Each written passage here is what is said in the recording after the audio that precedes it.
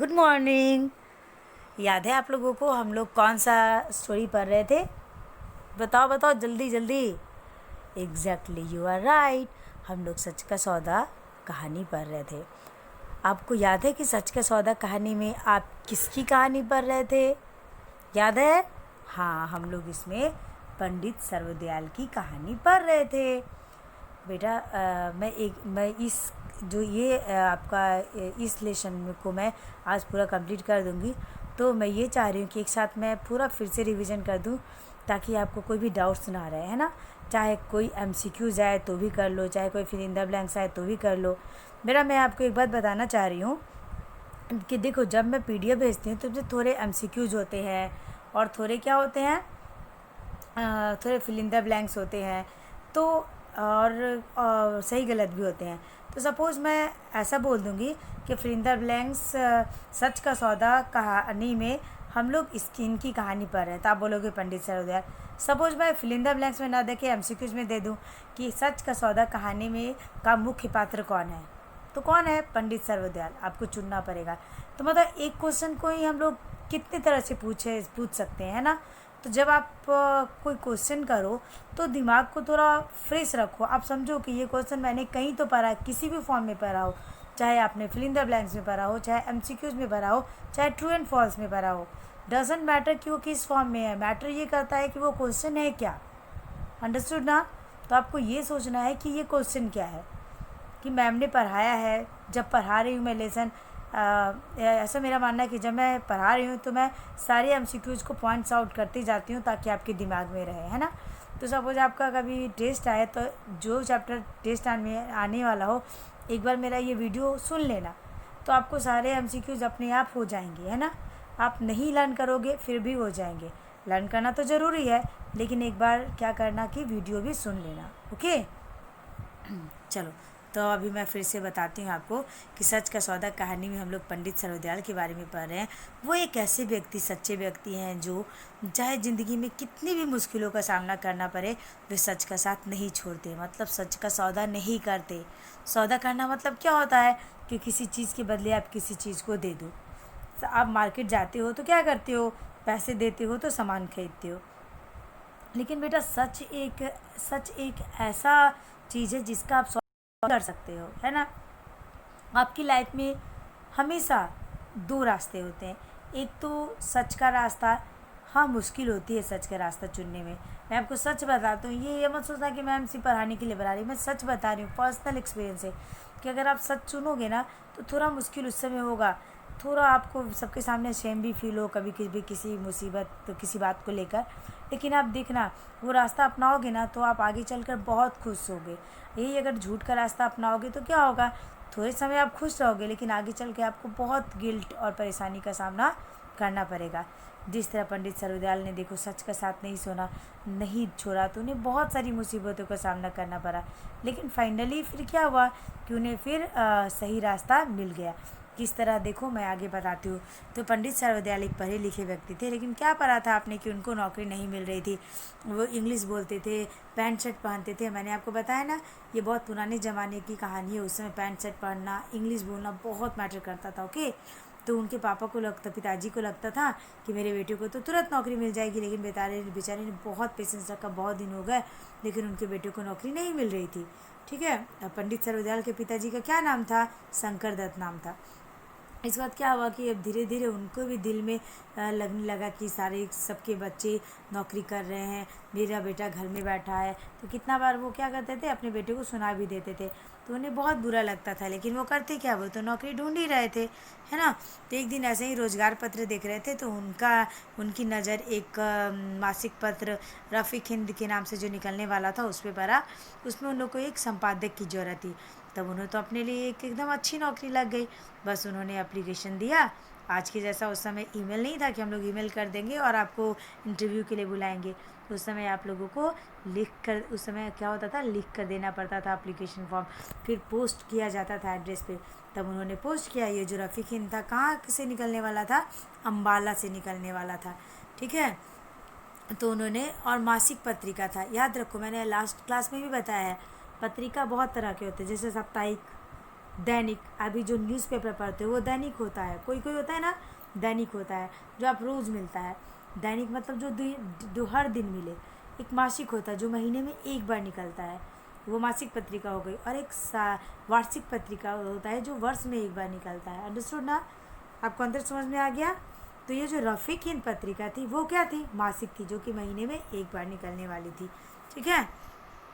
तो क्या हुआ कि उनका फिर बहुत इंतज़ार कर रहे थे अपने वापस रिस्पांस का कि क्या आता है, नौकरी मिलती है कि नहीं। लेकिन आखिरकार उन्हें नौकरी मिल गई। वे अम्बाला के लिए अपने ट्रेन पे बैठ गए। और कब रात बीत गई खुशी में कि अब वो जाएंगे तो ऐसा होगा वैसा होगा, उन्हें पता ही नहीं चला। सुबह सुबह आकर बाहर सुबह नींद खुली। फिर वे अपने गंतव्य स्थान के लिए मतलब जहाँ पे उनको संपादक बनना था वहाँ पे गए। तो वहाँ पे ठाकुर हनुमंत राय सिंह मिले उनको।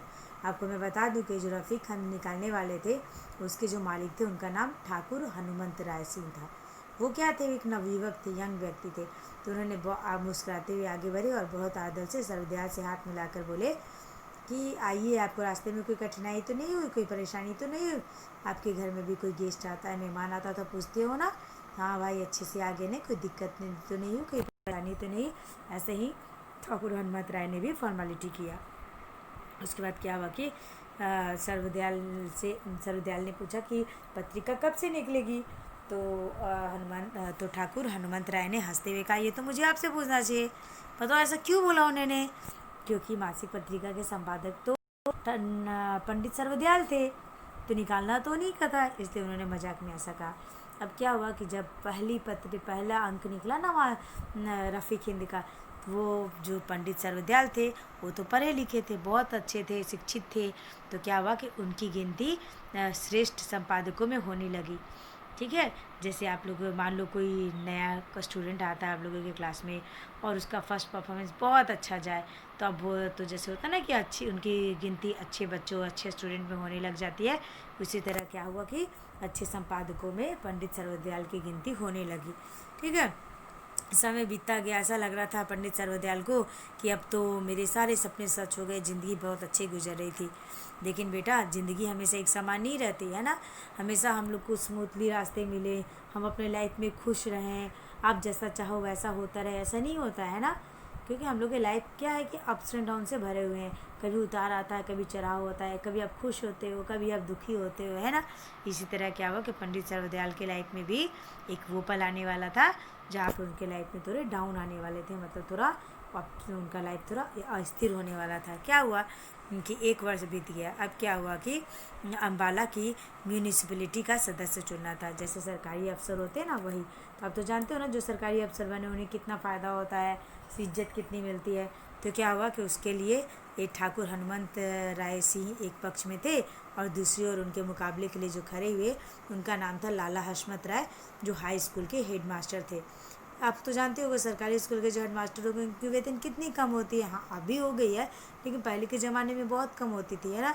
तो वे क्या हुआ कि वेतन बहुत थोड़े लेते थे, कपड़े भी साधारण पहनते थे, लेकिन अगर किसी को उनकी सेवा की ज़रूरत हो तो वो तत्काल हमेशा तैयार रहते थे। ठीक है। तो वो लोगों की सेवा के लिए तैयार रहते थे। ठाकुर हनुमंत राय सिंह के वचन और कर्म में बड़ा अंतर था। क्या हुआ कि वो सेवा व्याख्यान झाड़ सकते थे, लेख लिखने का प्रस्ताव पास कर देते, लेकिन वो किसी का आगे चल के हेल्प करें, कोई मुसीबत में हो साथ दें, ऐसा नहीं करते थे, है ना। और यह बात पंडित सर्वदयाल को अच्छे से मालूम थी, इसलिए उन्होंने तय कर लिया था कि इस पद के लिए लाला हसमत राय ही सही है, क्योंकि वो हमेशा सबका साथ देते थे, किसी भी परिस्थिति में तैयार रहते थे सबका साथ देने के लिए, है ना। इसी वजह से अब क्या हुआ कि आपको पता है ना कि जब इलेक्शन का समय आता है तो जैसे आप सोसाइटी में किसी से बहुत प्रभावित हो तो अगर वो किसी के पक्ष में बोले तो आपको लगता है कि हाँ ये सही है। सपोज आपको कोई हीरो या एक्टर या एक्ट्रेस पसंद है, तो जब इलेक्शन का पीरियड आता है तो सब अपने अपने पक्ष से खड़े करते हैं ना। सपोज आपको अमिताभ बच्चन पसंद हो या फिर कोई भी कोई भी हीरो पसंद हो, अगर वो किसी नेता के बारे में बोले तो आप भी बोलोगे ना हाँ हाँ इसे मैं पसंद करती हूँ, तो ये जो बोलता होगा वो सही हो। तो बस वही बात थी। अब क्योंकि वो प्रथम श्रेणी के संपादक थे पंडित सर्वदयाल, तो अब वो जिसके पक्ष में बोलते उनके जब मानने वाले बहुत थे तो सब तो उनके पक्ष में ही वोट देते ना। तो क्या हुआ कि रविवार का दिन था। पंडित सर्वदयाल का एक भाषण होने वाला था जिसमें हजारों लोग इकट्ठा हो रहे थे। पंडित जी मंच पे आए और आकर बोले कि देखो, मैं ये नहीं कहता कि आप किस व्यक्ति को वोट दो, लेकिन इतना ज़रूर कहता हूँ कि जो करो वो सोच समझ के करो, जो वोट का अधिकारी हो उन्हीं को वोट दो। उन्होंने क्या किया, उन्होंने बस सच का साथ दिया, उन्होंने किसी का नाम नहीं लिया। लेकिन जो ठाकुर हनुमंत राय जी थे उनको लगा था कि वो तो सिर्फ उनका नाम लेकर उनके पक्ष में ही बोलेंगे, लेकिन अब पंडित सर्वदयाल ठहरे सच्चे आदमी, वो तो सच का ही साथ देते। तो हालांकि वो उनके मालिक थे ठाकुर हनुमंत राय सिंह, लेकिन उन्हें उनका साथ नहीं दिया, उनका नाम नहीं लिया। उन्होंने बोला कि आप उसी को वोट दीजिए जो इसके काबिल हो। मतलब अब इस वोट के लिए काबिल कौन था, वो जो हेड मास्टर थे, है ना, लाला हसमत राय। इनडायरेक्टली तो उन्होंने उनका ही नाम लिया। अब क्या हुआ कि ठाकुर हनुमंत राय सिंह बहुत चिढ़ गए। अब वो उनको तो यकीन था कि पंडित जी उनके पक्ष में बोलेंगे, लेकिन भाषण सुनकर उनको तन में आग लग गई। उन्होंने पंडित सर्वदयाल को बुलाया और बोले, क्यों पंडित जी, मैंने क्या अपराध किया जो आप मेरे खिलाफ बोल रहे हो? तो पंडित सर्वदयाल चुप रहे, बोले, ठाकुर जी, मैंने सच का साथ दिया है, बात सही है। उन्होंने तो किसी का नाम नहीं लिया था, उन्होंने बस बोला कि जो इस पद का सही हकदार है आप उसको वोट दीजिए। तो पंडित जो ठाकुर हनुमंत राय जी थे वो बहुत गुस्सा हो गए पंडित सर्वदयाल पे, क्योंकि उन्हें लग रहा था कि वो उनके मासिक पत्रिका के संपादक है, तो उन्हें उनके पक्ष में बोलना चाहिए था। तो उन्होंने कहा कि पंडित जी, आपको ये सौदा बहुत महंगा पड़ेगा, ऐसा क्रोधित होकर बोले वो। तो पंडित सर्वदयाल ने भी बोल दिया कि मैं सब कुछ देने के लिए तैयार हूँ। तो ठाकुर साहब ने कहा, अपनी नौकरी और प्रतिष्ठा भी? तो उन्होंने कहा, हाँ, मैं अपनी नौकरी और प्रतिष्ठा भी दे दूँगा। तो फिर ठाकुर हनुमंत राय ने कहा कि उस हसमत राय के लिए, हसमत राय वो हेड मास्टर के लिए।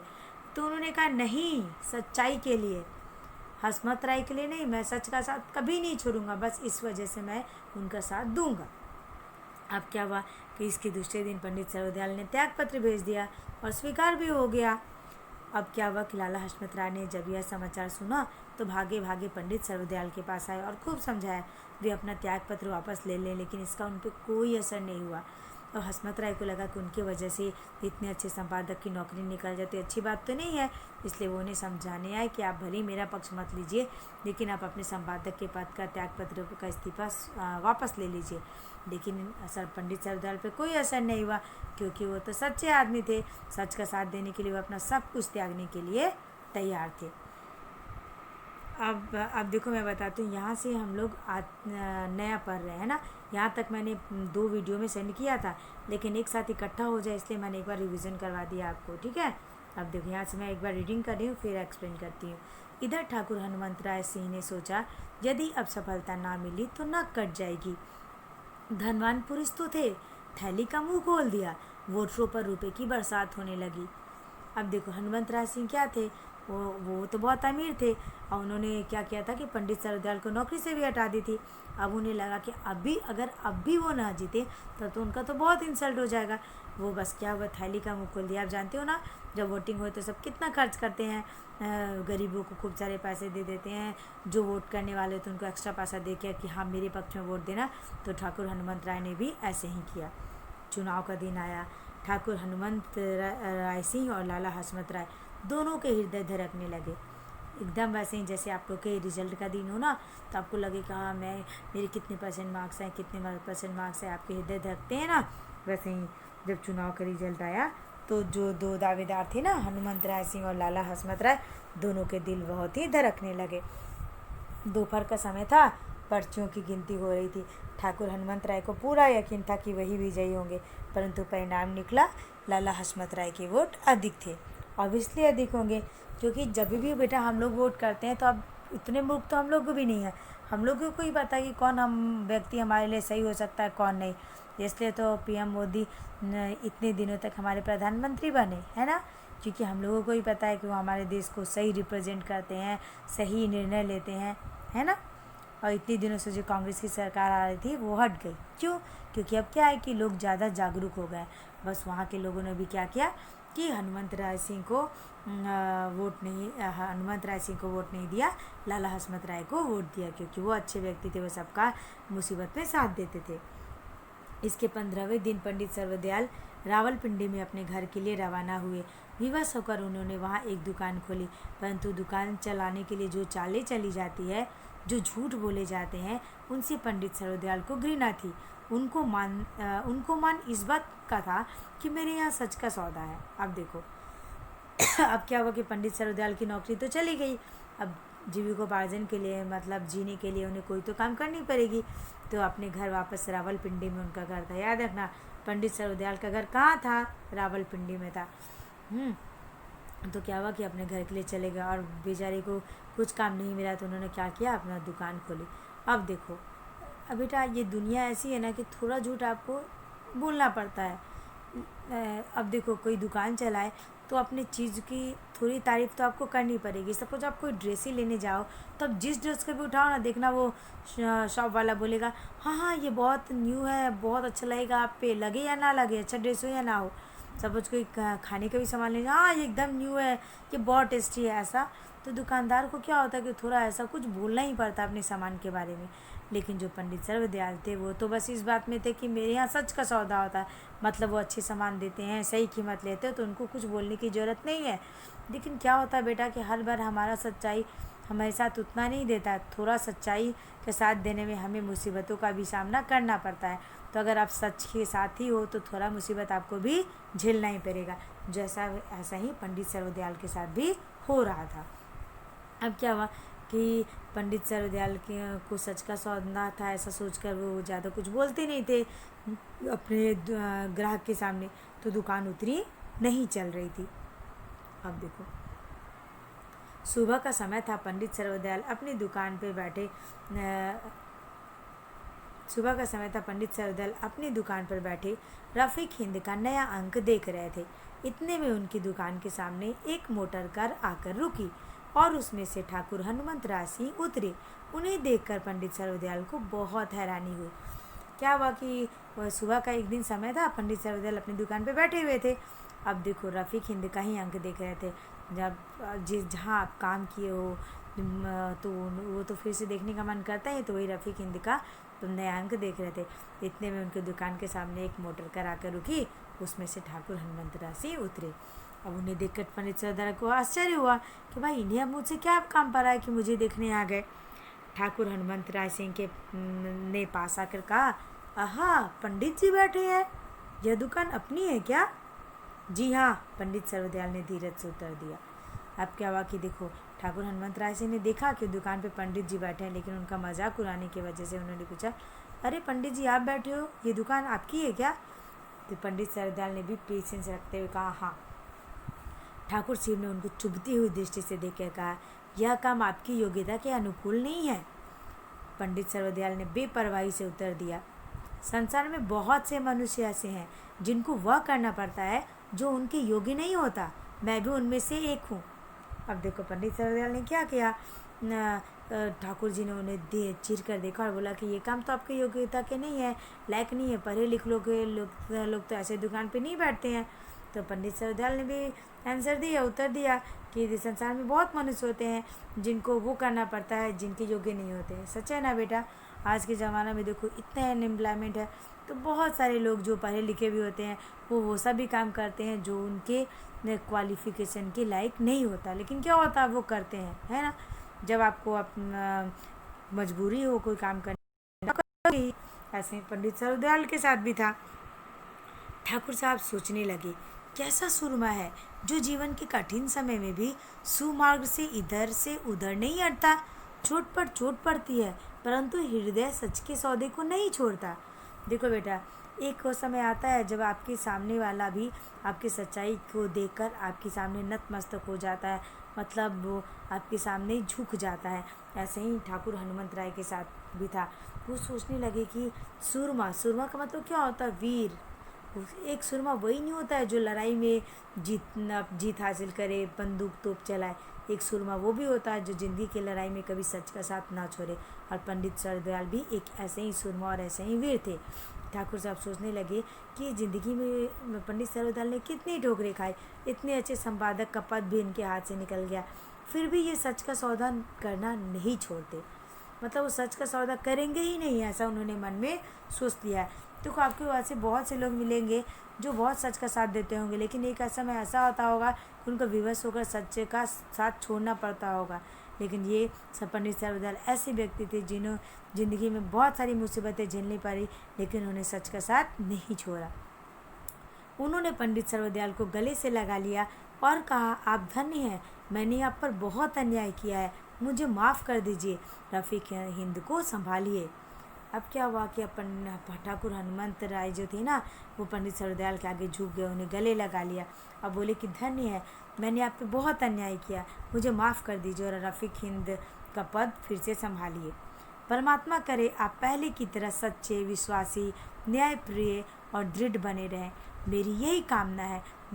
अब देखो उन्होंने ये भी कहा, तो देखो जिस गुण से वो चीर रहे थे, अब उन्हें पंडित सर्वदयाल का वही गुण बहुत अच्छा लग रहा था। क्या बोल रहे थे कि भगवान करे कि आप पहले के जैसे सच्चे, विश्वासी, न्यायप्रिय और दृढ़ बने रहिए। मतलब आपको कभी भी कोई भी ज़िंदगी में मुसीबत आए, कभी आप सच को साथ ना छोड़े, ऐसे ही बने रहें, मेरी यही कामना है।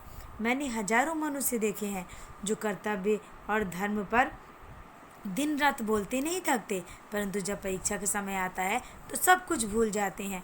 उन्होंने माना भी कि उन्होंने ज़िंदगी में बहुत से ऐसे व्यक्ति देखे हैं जो कि बहुत सच का साथ देंगे, ऐसा बोलते रहते हैं दिन रात, लेकिन जब परीक्षा का समय होता है, जब उन्हें मुसीबतों का सामना करना पड़ता है तो सब कुछ भूल जाते हैं।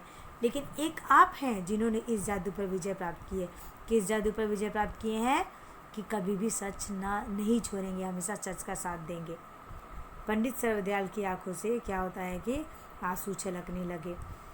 गर्व ने गर्दन झुका दी, उन्होंने प्रस्ताव स्वीकार कर लिया। अब देखो पंडित सर्वदयाल भी क्या हुआ कि खुशी के मारे उनकी आंखों से आंसू छलकने लगा। उन्होंने गर्व से गर्दन झुका ली। कुछ लोग प्राउड से गर्दन झुकाते हैं, घमंडी जो लोग होते हैं ना, वो कभी सिर नहीं झुकाते हैं, लेकिन देखो इन्होंने क्या हुआ कि उन्होंने गर्व से गर्दन झुका लिया और उन्होंने अपने प्रस्ताव को क्या किया कि स्वीकार कर लिया। ठाकुर हनुमंत राय जब मोटर में बैठे, उनके साथ एक अंग्रेज मित्र भी बैठा था। उन्होंने पूछा, वेल ठाकुर साहब, इस दुकान पर क्या इतना देर खरा मांगता? ये देखो, क्योंकि वो इंग्लिश मैन है ना, इसलिए उसे हिंदी अच्छी से नहीं आती थी बोलने, इसलिए वो ऐसे बोल रहा था कि ऐसा क्या था उस दुकान में कि आप इतनी देर से खड़े होकर उनसे मांग रहे थे, क्योंकि उन्हें तो उस अंग्रेज को तो ये सब बातें नहीं पता था। तो वे क्या बोला, तो ठाकुर हनुमंत राय ने क्या बोला, वह चीज़ जो किसी भी दुकान पर नहीं मिलती। कौन सा? सच का सौदा। लेकिन अंग्रेज़ क्या हुआ, कुछ ना समझ सका और मोटर चलने लगी। ठीक है, तो इस कहानी को लिखा किसने है बेटा? सुदर्शन ने। अब बताओ कि इस कहानी से आपने क्या सीखा? आपको ये सीख मिली कि कभी भी आपको सच का साथ नहीं छोड़ना चाहिए, अपना काम हमेशा सच्चाई और ईमानदारी से करना चाहिए, हमेशा कर्तव्यनिष्ठ बने रहना चाहिए और कभी भी अपना आत्मसम्मान नहीं खोना चाहिए, है ना बेटा? अब हम लोग क्या करते हैं कि थोड़ा शब्दार्थ देख लेते हैं। ठीक है, चल ध्यान से सुनना जो मैं बोलूँ, है ना। देखो, सबसे पहला है प्रतिष्ठा। प्रतिष्ठा का अर्थ होता है मान मर्यादा या इज्जत। बोलते हैं उसके शहर में बहुत प्रतिष्ठा, मतलब क्या, बहुत रिस्पेक्ट है, बहुत मान मर्यादा है। सुमार्ग, सुमार्ग का अच्छा रास्ता, सुमार्ग का अर्थ होता है बेटा अच्छा रास्ता। देखो, अगर मैं बोलती ना कि विलोम शब्द बोलो तो कुमार्ग होता। जब आप अच्छे रास्ते पे चल रहे हो, सच्चे रास्ते पे चल रहे हो, तो क्या बोलते हैं? सुमार्ग। अब देखो, सहानुभूति, सहानुभूति का अर्थ होता है सिंपैथी, या फिर आप बोलते हो हमदर्दी, संवेदना। अगर आपको किसी के लिए आपके मन में, हृदय में दया है, हमदर्दी है, तो उसे सहानुभूति कहते हैं। घृणा का अर्थ होता है नफरत। जब अगर आप किसी से नफरत करते हो ना, तो बोलते हैं कि मैं उससे घृणा होता है ना। विवश, विवश मतलब क्या होता है? लाचार। मतलब जब कोई काम आप ना कर पाओ, बहुत तो बोलते हैं ना कि मैं ये काम नहीं कर पा रहा हूँ, मैं बहुत विवश हूँ, मतलब वो लाचार हूँ, ऐसा बोलते हैं। अपराध का अर्थ होता है गुनाह या गलती। देखो, अगर आपसे कोई गलती हो तो बोलते हैं ना, अरे मुझसे तो एक अपराध हो गया, मतलब गुनाह हो गया है, गलती हो गई है ना। अब देखो, धीरज, धीरज का अर्थ होता है पेशेंस, यानी आप धैर्य रखो, ऐसा। आलीशान, आलीशान का अर्थ होता है बहुत बड़ा और भव्य। जब वो पंडित सर्वदयाल ठाकुर हनुमंत राय के भवन, घर के पास जाते, बोलते हैं बहुत आलीशान कोठी था, मतलब बहुत भव्य और बड़ा भवन था उन लोग का। पत्रिका का अर्थ होता है मैगजीन, है ना। ये तो आपको पता ही है। त्यागपत्र का अर्थ होता है इस्तीफा, जिसको रेजिग्नेशन भी बोलते हैं ना इंग्लिश में, वही। करुणा, करुणा का अर्थ होता है दया।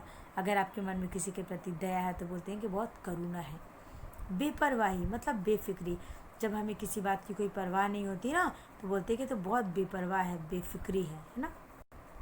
व्याख्यान, व्याख्यान का अर्थ होता है वर्णन करना। जैसे कोई क्वेश्चन होता है तो आपके सामने होता है ना कि इस कहानी का व्याख्यान अपने शब्दों में करें, मतलब वर्णन करें। अमुक मतलब कोई खास, ठीक है। सौभाग्य का अर्थ होता है अच्छा भाग्य, बोलते हैं इसका सौभाग्य है, मेरा सौभाग्य है, मतलब मेरा अच्छा भाग्य है। मासिक का अर्थ होता है महीने का। मैंने बताया ना कि कोई भी मैगजीन निकलती है तो एक दैनिक होती है, मासिक और वार्षिक। मासिक मतलब महीने में एक बार, दैनिक मतलब हर दिन, और वार्षिक मतलब वर्ष में एक बार। अनुकूल का अर्थ होता है मेल रखने वाला, मतलब ये काम आपके अनुकूल है, ये जगह मेरे अनुकूल है, बोलते हैं ना, मतलब मेरे लायक है, मेरे अकॉर्डिंग है। समझ रहे बात को? उसी को बोलते हैं। अब देखो बेटा, ये जो है ना हार्ड वर्ड्स हैं, थोड़ा मैं बोल रही हूँ, आप भी उसको थोड़ा जोर जोर से बोलने का प्रयास करना, ठीक है। और ये थोड़े हार्ड वर्ड्स हैं तो थोड़ा ठीक से बोलना ताकि आपको पढ़ने आए, है ना। रजिस्ट्री, पहला क्या है? रजिस्ट्री। फिर है सौदा, क्या है? सौदा। फिर है अम्बाला, याद है ना वो जो मासिक पत्रिका रफ़ी गिनती कहाँ से निकलने वाली थी? अम्बाला से। नवयुवक, क्या है? नवयुवक। फिर है सहानुभूति, जब आपके किसी के प्रति सिंपैथी होता है तो सहानुभूति।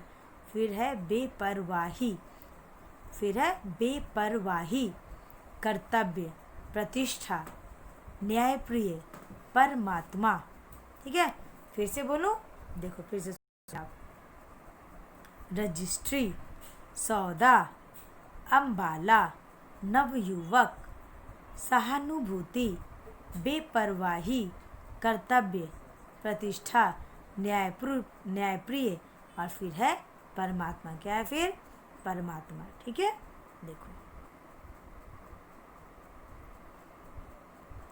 देखो बेटा, मैं एक बात बताना चाह रही हूँ कि मैंने ये चैप्टर पढ़ा दिया, ठीक है। तो अब जब मैं PDF भेजूँ तो अच्छा से अपने फैब बुक में लिख लेना। ऐसा ना हो कि आपको लगे कि अभी तो स्कूल नहीं खुल रहा है, स्कूल ना खुल रहा है, ऐसा करके सब कुछ छोड़ते जाना। देखो कोई नहीं जानता है कि कब वो कोरोना वायरस का वो वैक्सीन निकल जाए और स्कूल खुले, है ना। इसलिए आप लोग को अपने मन से रेडी रहना है पूरा वर्क करके। ऐसा ना हो कि आप फंस जाओ, बहुत सारा काम का बर्डन एक साथ आ जाए। आपको तो पता है ना कि आपके वीकली टेस्ट भी हो रहे हैं, तो इसकी वजह से भी आपको अपना सब कुछ प्रिपेयर करके रेडी करके रखना है, पढ़ते भी रहना है और नोटबुक भी रेडी करके रखना है ना। और इसके अगले में मैं PDF सेंड कर दूँगा और क्वेश्चन का भी एक्सप्लेन अच्छा से कर दूँगी। लेकिन इसके पहले कि जो 2 चैप्टर हैं, आई होप कि आप लोगों ने अच्छे से फैब बुक में सारे नोट्स कर लिए होंगे, है ना। ओके बेटा, फिर हम लोग अब नेक्स्ट क्लास में मिलते हैं। चलो, till then bye, take care, stay home. Okay, चलो बाय, टेक केयर बेटा।